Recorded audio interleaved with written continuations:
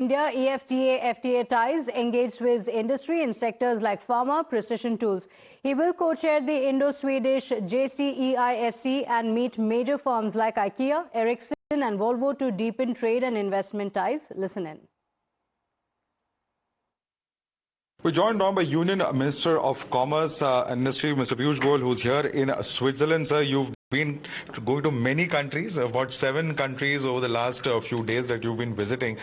Take us through why this particular visit is special, because you're hoping for a major boost of about $100 billion over the next 15 years. Do you think that that timeline is, something that can be achieved? Are you hoping that it will be a lesser period of time when that investment is achieved? Considering the way India is emerging as a preferred investment destination, the fastest growing large economy across the world, doubling its GDP almost every 8 years, we are currently offering a never-before opportunity to investors to leverage the large Indian market, become more competitive in their goods and services, and using India as a base, capture world markets at competitive prices. Given this situation, my personal sense is that we will be able to attract this $100 billion investment faster than 15 years. We are also looking at deregulation, looking at ease of doing business, decriminalizing several laws, aligning our standards with what the developed world does, which will also spur these investments even faster.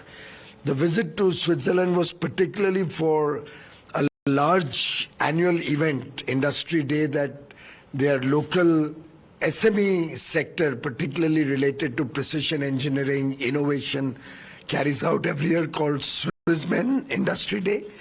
I had been invited by the government of Switzerland for this particular event to talk about the India story.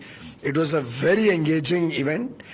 I've addressed audiences all over the world, but to my mind, at one point, to have 1,500 Swiss companies attend an event and give us so much time and attention has been a truly unique experience. Right. And sir, what are you exactly looking forward from your other trips? You'll also be going to Sweden. What are you looking forward from the other countries as well in terms of investment in India? I've been in the last few weeks engaging with industry across Europe, and the kind of enthusiasm that I see, particularly because Europe is gradually becoming uncompetitive in a lot of their production. Secondly, Europe has so much regulatory burden on their manufacturing sector that a lot of companies are finding it difficult to compete with the rest of the world, given the regulatory overburden. I think it's an opportune moment for India to engage more actively with European businesses.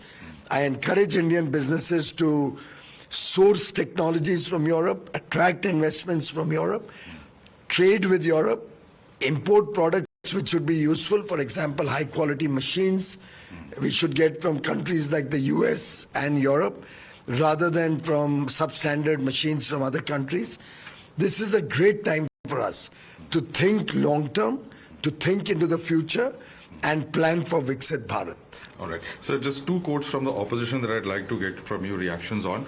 We have seen Congress leader Pawan come out to say that India is loud at home but lonely abroad. They've been critical of India's foreign policy.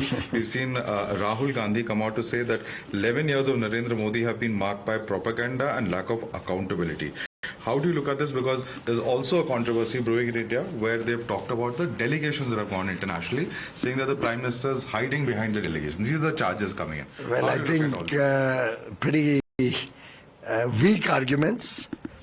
A discredited motley group of opposition leaders who do not demonstrate their nationalist spirit, on the contrary, deride their own motherland, is contemptuous, is sad, and I can only feel pity for the lack of leadership in the opposition. I can only feel very, very sorry for the few people left in these parties which are willing to compromise national interests for their petty political gain or for a quirky comment of an own. Right. So, last question. In terms of all these talks with various countries, you've said that it does not need to be something that is in finality. There can be work in progress. We are talking to many countries as far as free trade agreements are concerned. Is that something that we can expect as far as US and several of the significant announcements are expected this year? We always negotiate with an open mind. All possibilities are on the table.